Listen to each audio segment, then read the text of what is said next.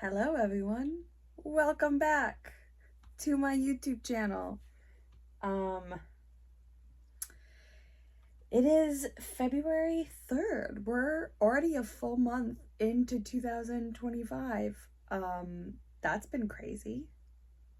Super crazy. I don't know about you guys, but I have fully been living a tower moment the past month. I have been talking a lot about it, obviously. I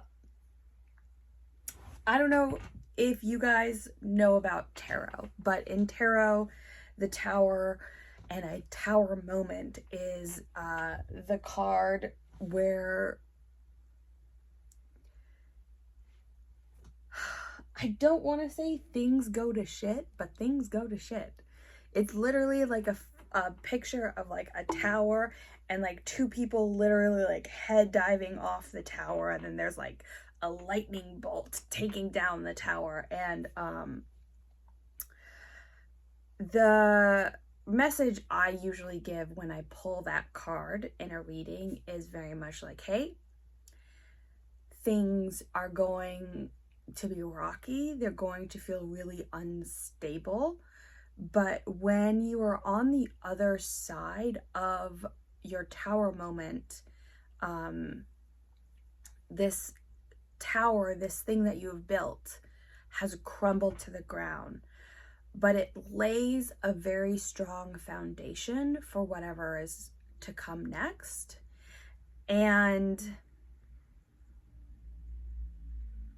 I have to believe that in this moment, because I have big dreams for my life, not just for this year, but for my whole,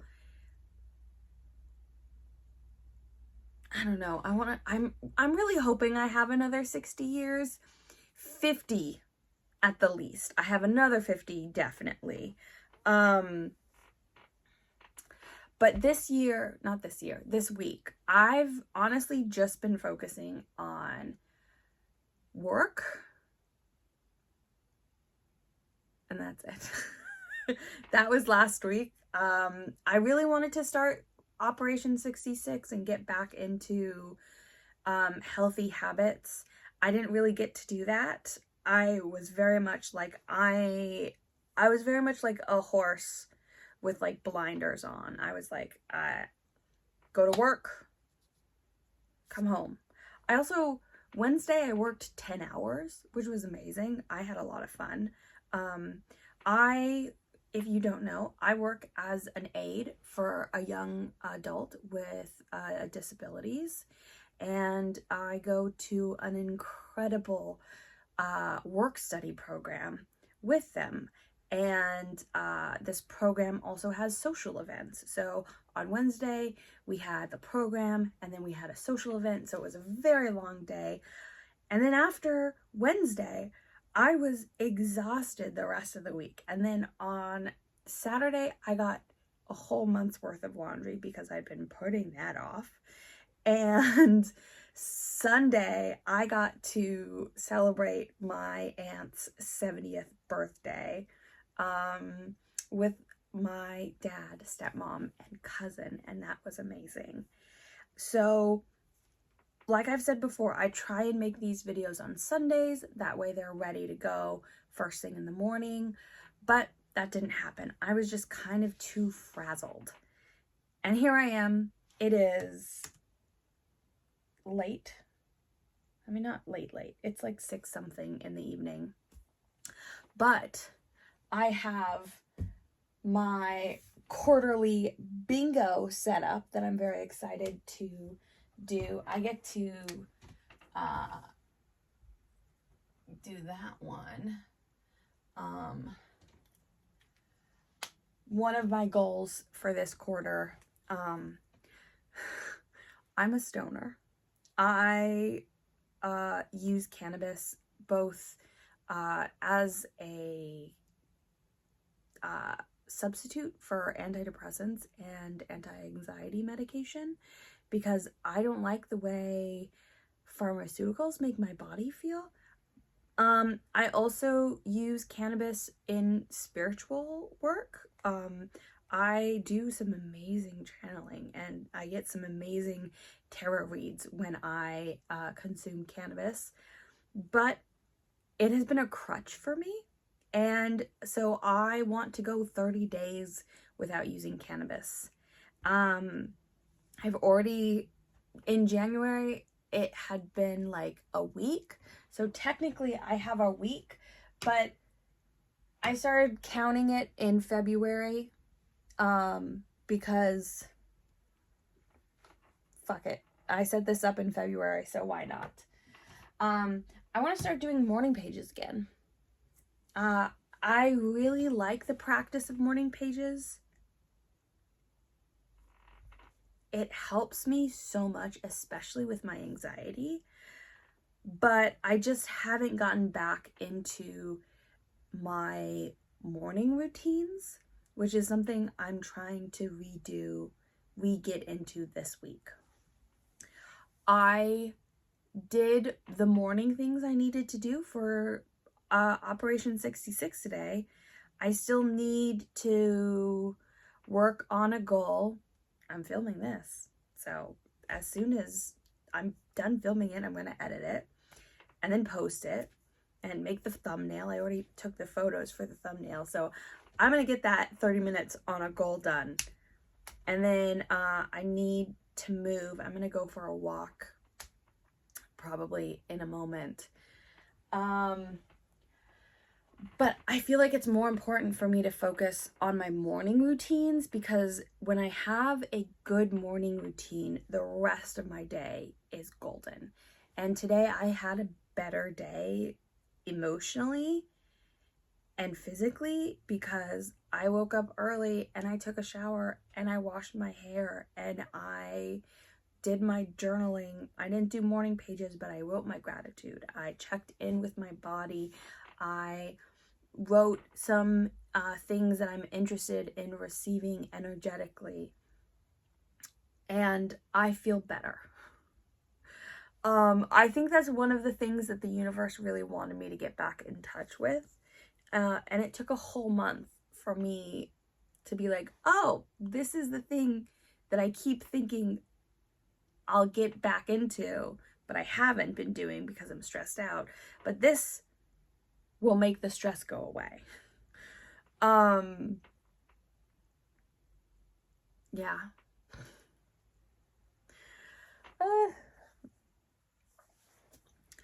It's also just been like a crazy week in America politically, and that's not been easy for me.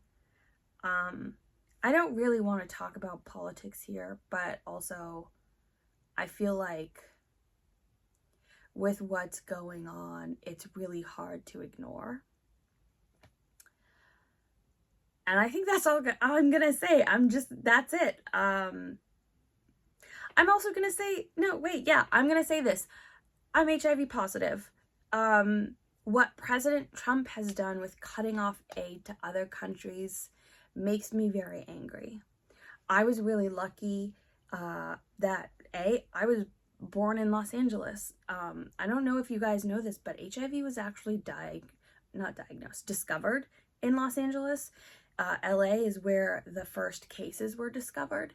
And so we have some of the best doctors for HIV, honestly, in the world. Up until a year ago, my doctor was one of the doctors who was part of the first paper written about HIV. I've also been blessed to be able to go to Zimbabwe and work for a nonprofit there that does support groups for kids and teens living with HIV. That was an amazing 2 months that I got to live there and experience the culture, and a lot of the aid they get is from America. I mean, first of all, their currency is American money. Like, they don't have a currency, at least 10 years ago when I was there. I'm not sure if it's changed because I'm bad at keeping up with shit, and I really want to go back, and I'm hoping in the next like 2-3 years I can go back. because it's beautiful there. And the food is amazing. I miss the food. But I'm very saddened by what is going on politically, especially when it comes to HIV. So, I guess I'm going to end it here. I love you all so much, and I know right now things are really difficult for me financially, so I totally understand if you cannot donate any money. I totally understand that. But if you have any way to donate aid, donate to nonprofits that support HIV in other countries. Donate to support Palestine, please. Donate to support some organization that is helping people in need, because I truly believe one of the things that makes the human race so amazing and so beautiful is our ability to care for each other. And right now, there are people in power who are honestly doing the complete opposite of what makes humans humans. I'm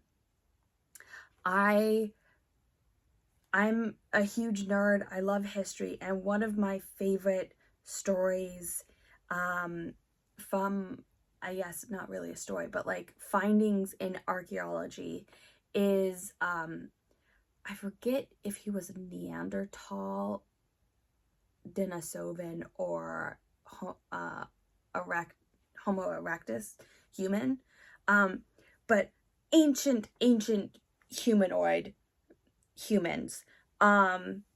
This man was discovered, he died in his like 40s, I think it was, and he had a arm amputation. He was born with a club foot. He lost his hearing to an injury, and he lost his hearing somehow, and he also lost eyesight from an injury. And all of these injuries happened years before he died. And so it is proof that his tribe, his people took care of him, despite the fact that he could not do anything to help them. He was a burden. And as someone who has been chronically ill my whole life, dyslexic my whole life, dealing with anxiety and depression and all these other things that are disabilities, I know we as humans are capable of so much good. And that's what's getting me through all of this turmoil, is knowing that my tower moment is going to be over, and at some point the pendulum is going to swing back, and we're going to get back to our roots of caring for each other in a loving, supportive way, the way humans have been caring for each other for millennia. If you've made it this far into my video, I love you so much. Also, I'd love to hear one of your favorite historical stories, especially if it has to do with people caring for each other. I hope you have an amazing day, a beautiful week, and put good out into the world. All right. I love you.